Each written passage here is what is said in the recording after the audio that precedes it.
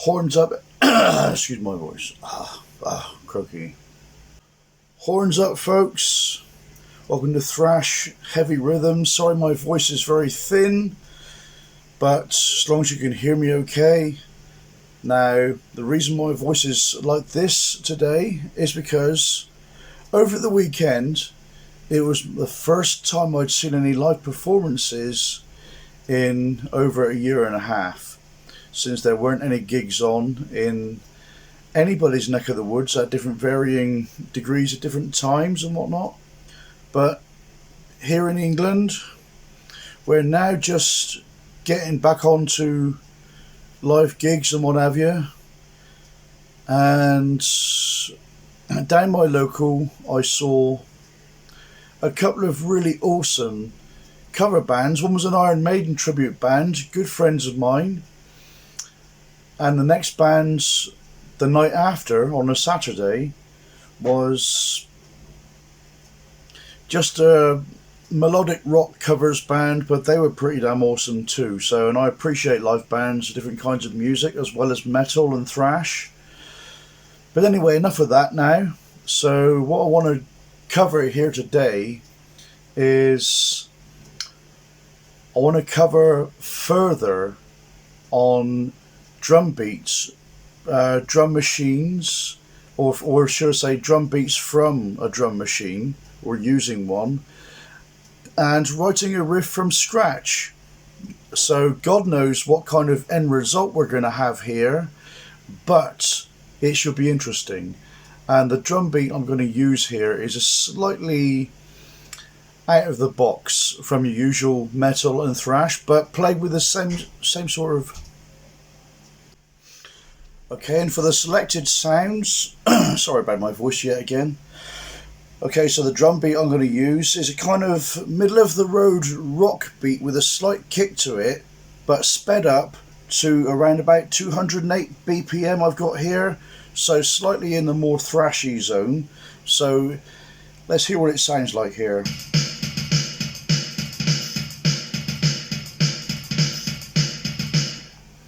Because I do like to experiment with some different drum beats, and of course later on things can always be added or things can always be edited.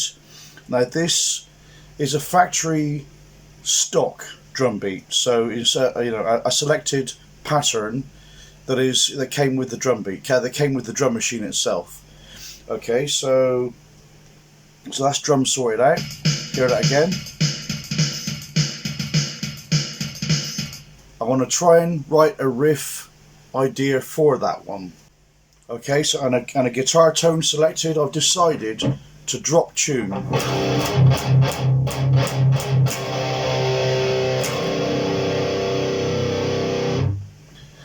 Now, I did spend a little bit of time thinking about this. So there's a riff idea already penciled that I've already sort of used as a pencil line sort of thing. Now I don't know whether how it's going to turn out, but I'll play it rather than talk about it. So the actual riff sounds a bit like this.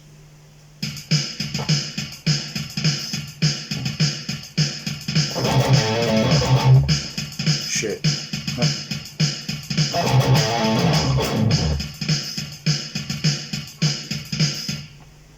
Now sometimes, and of course I've not actually used this kind of method for a long time, so I'm slightly out of practice there, but at the same time I have done this kind of thing for quite a while, and even now sometimes I have to sort of like sit there and listen to it and then stop and then try and come up with some kind of idea.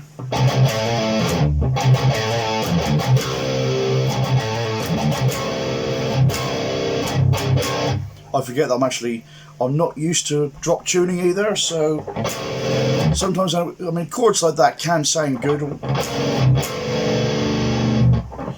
but most of the time, being old school, I like to keep things as power chord as possible, but I like to slip in weird sounds here and there. Okay, so the actual riff again.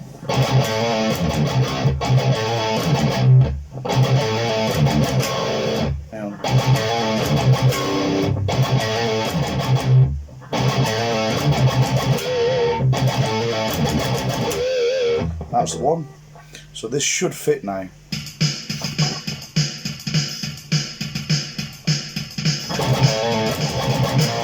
Hang on.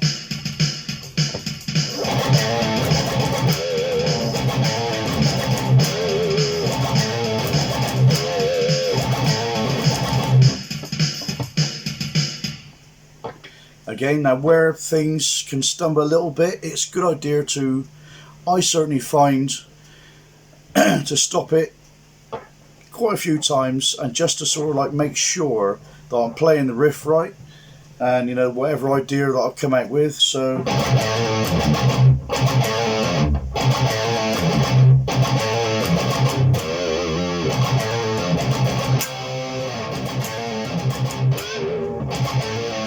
my pinch harmonics, I don't do them that often, so they leave a lot to be desired, so I need more practice there, but I shall still roll with this riff anyway. And that, so either way, that bend, or that bend and vibrato, will still be in there. Now sometimes it's a good idea to sort of like change. Now one thing I found where I just where you saw before, I was trying, the reason why I couldn't perform the riff very well was because I was playing it totally wrong compared to what I came with before. See, what I tried to do just now was I was trying to do a legato thing, but that wasn't the original idea. So the original idea was more like this. It's where I picked every note instead, so where the rhythm actually forms. And I've also got rid of that. So instead I'm going to play a couple of chords. So as you'll see, here goes.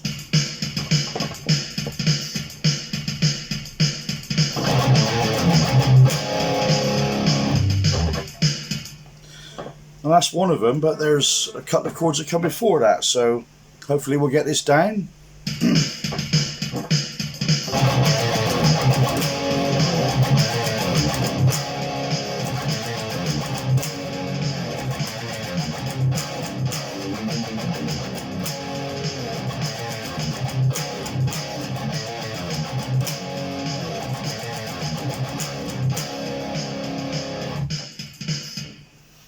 And during this process, don't be afraid of having accidents or making mistakes.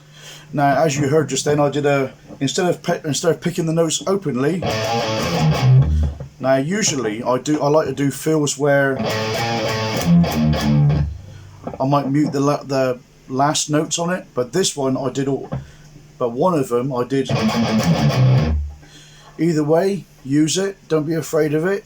Listen to it and see if you like it. Now, usually I do prefer, personally, to stick with the original program, but occasionally, something you never know, so, you know, everyone's different out there, so whatever mistakes you make, have a listen to them, they might actually sound good in the riff. Better. That sounds even better. Now, I'm not having any accidents here. Well, hopefully not. But the idea is to sort of play things through on their own, testing things out, just to see how they would fare against the next time you play the drum beat. So we're going to test this one out and see what it sounds like.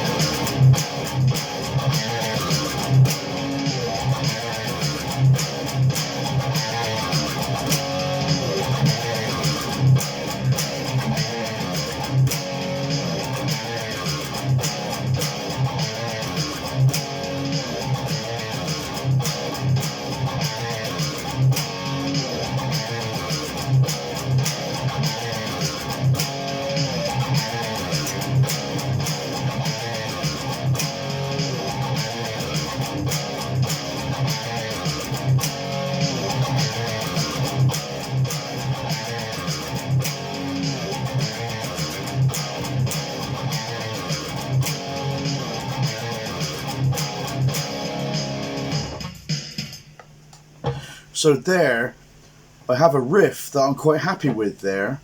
Now, will it end up sounding the same like that? Who knows? It could end up sounding completely different.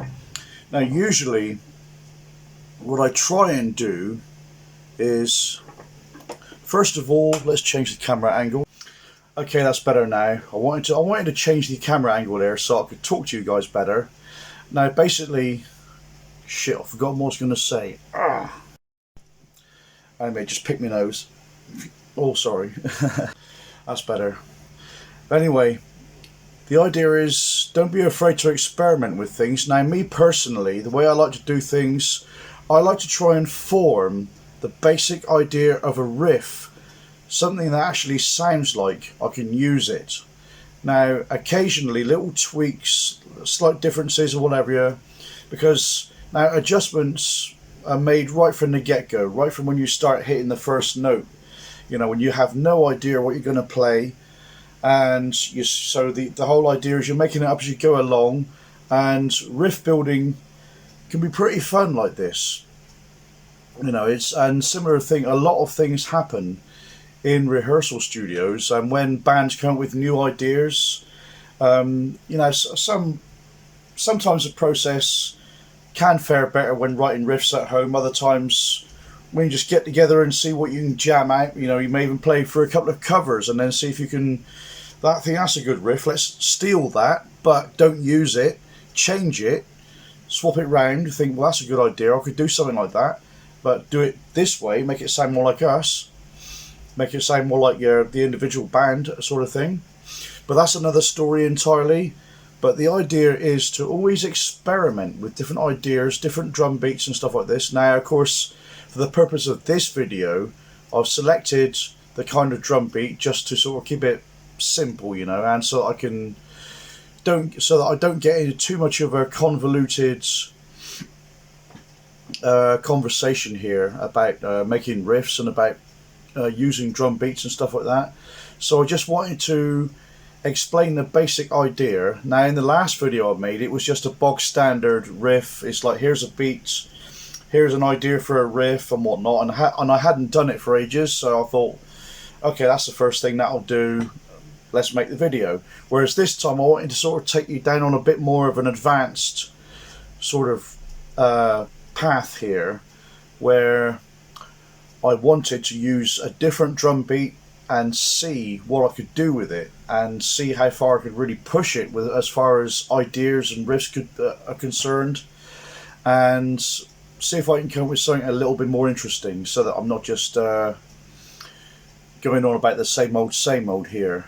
And again, however the end result, I'm not quite sure if this is going to work, but I'm going to put it in I'm going to save it in my file full of ideas and that. And currently I'm working with this new drummer, and pencil sketches and ideas we send to each other on the internet through videos and files and stuff like that. So hopefully you might like this riff, and he does the same thing for me by when he's working on his electric drum kit. He'll send me drum structures, drum patterns and stuff like that, and says, here's a pattern, have a listen to that, what do you think of that? I think, yeah, cool, I could riff on that, I could really, you know, or see what I can do with that. So the same sort of thing happens here, where I'm coming up with different beats here, and again I come up with a riff for them. And of course I'm learning to use this drum machine here, and I still haven't developed the entire thing for it yet, but eventually I'm getting there. I'm starting to get some ideas together, and I've really got to develop the skill of actually keying in, of typing in a pattern, a good enough pattern and good enough patterns for me to use. And then the next thing for me to learn further down the line is how to actually string them all together to make a song and what have you. But anyway, I could keep on rambling forever and ever, but I won't, because I don't want to bore anyone to death here. So just the basic further down the line ideas about riff building over drum beats. Okay, if you're on Facebook and if you're on YouTube as well, which this video is going to go on both sites. Okay, so now on the YouTube, there are links below in the description box, so please feel free to check them all out. Stay heavy, stay metal, thrash till death, and horns up.